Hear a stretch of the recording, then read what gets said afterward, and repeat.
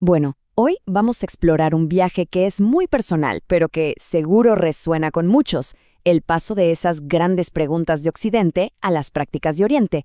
Es, en el fondo, un cambio de enfoque, un giro desde la búsqueda de un por qué hacia la tarea, mucho más simple, de entender quién es el que está buscando.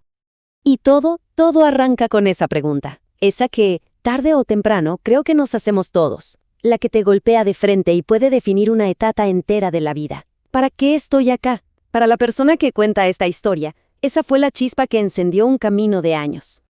Pero claro, esa pregunta que apareció a los 12 años no trajo a una respuesta fácil, para nada. Al contrario, lo que siguió fueron 5 años de un sufrimiento bien profundo, una sensación de soledad y de ansiedad constantes, mientras parecía que el resto del mundo seguía adelante sin problemas. La primera respuesta vino de donde es más natural buscar en nuestra cultura, de la tradición occidental. Fue una inmersión total en la filosofía y la religión que, de alguna manera, prometían un sentido, una razón para todo. Ese camino empezó explorando las religiones cristianas y, de ahí, lo llevó a pensadores como Jordan Peterson.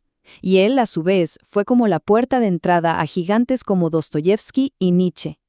Eran lecturas, bien densas, a veces súper oscuras, que giran mucho en torno a la responsabilidad y a encontrarle un sentido al caos del mundo. Y el mensaje central de todos estos libros era bastante claro.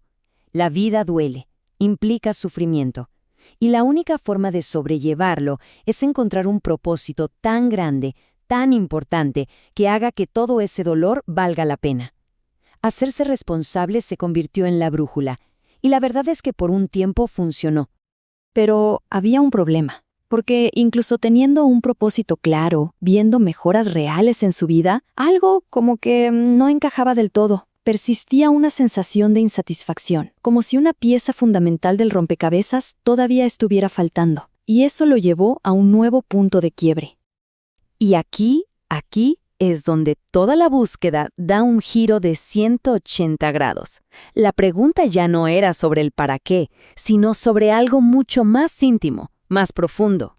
Ok, ya tengo una meta, un por qué, pero ¿quién es este yo que la persigue? ¿Quién es este ser que está detrás de toda esta historia que me cuento? Y fue justo ahí, mientras esa nueva pregunta empezaba a tomar forma, que se cruzó por primera vez con la meditación. ¿Casualidad? ¿Quién sabe? Pero esta nueva práctica le despertó una curiosidad enorme por esos estados mentales a los que de repente tenía acceso. La meditación, entonces, fue la puerta de entrada a enseñanzas milenarias del budismo, que no te ofrecían un propósito, sino algo distinto, una nueva forma de entender la realidad misma. Y dos conceptos, sobre todo, fueron clave en este nuevo camino. El primer concepto es la impermanencia, o sea, la simple idea de que todo, absolutamente todo, está en constante cambio. Nada se queda quieto. Y esto lo cambia todo, porque redefine el sufrimiento. Ya no es algo que hay que justificar con un propósito, sino que es el dolor que sentimos al intentar aferrarnos a algo que, por naturaleza, se va a transformar. El segundo es la no dualidad.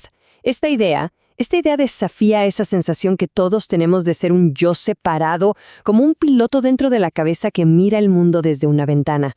Lo que propone es que no hay tal división. No somos una gota de agua mirando el océano, somos el océano mismo experimentándose a través de una ola. La experiencia simplemente sucede. Este cambio de paradigma representa una diferencia fundamental en cómo nos relacionamos con nuestra propia mente. Pasamos de estar todo el tiempo analizando a simplemente ser testigos de lo que pasa. Fíjense en esta diferencia que es brutal. El camino occidental nos lleva a intelectualizar todo, a buscar la historia detrás de la emoción. El camino oriental, en cambio, nos invita a observar el fenómeno directamente. ¿Cómo se siente? ¿Qué es? Aquí y ahora, sin toda la historia que le ponemos encima. Y aquí es donde muchísima gente cae en una trampa. Se acercan a la meditación como si fuera otra tarea más, una herramienta para eliminar el estrés. El problema es que cuando el estrés no se va, sienten que están fallando. Y eso solo le añade una nueva capa de frustración al asunto. Y es que aquí está el punto crucial, el que a menudo se nos escapa. La verdadera práctica no se trata de luchar contra el presente para cambiarlo, se trata de reconocerlo y de aceptarlo, radicalmente, tal y como es. Si intentamos liberarnos del estrés, en el fondo no lo estamos aceptando. Entonces, ¿esto significa que hay que tirar a la basura todo el pensamiento occidental? No, para nada. No se trata de eso. Ambos mundos pueden coexistir, pero la relación entre ellos puede cambiar por completo. El eje cambia. La filosofía, la búsqueda de propósito, todo eso sigue ahí, como algo valioso y fascinante. Pero ya no es la base. La base, el punto de partida de cada día, se convierte en la práctica de sentarse a observar la propia experiencia momento a momento. Y esto es quizá lo más potente de todo. Esta práctica, en su forma más pura, es universal.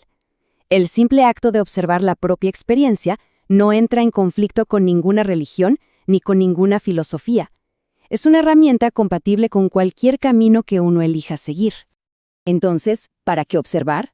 Ojo, no es para alcanzar una meta, sino para ir cultivando ecuanimidad, para aprender a fluir con la vida en lugar de resistirnos a ella, para dejar de vivir en esa lucha constante de aferrarnos a lo bueno y rechazar lo malo.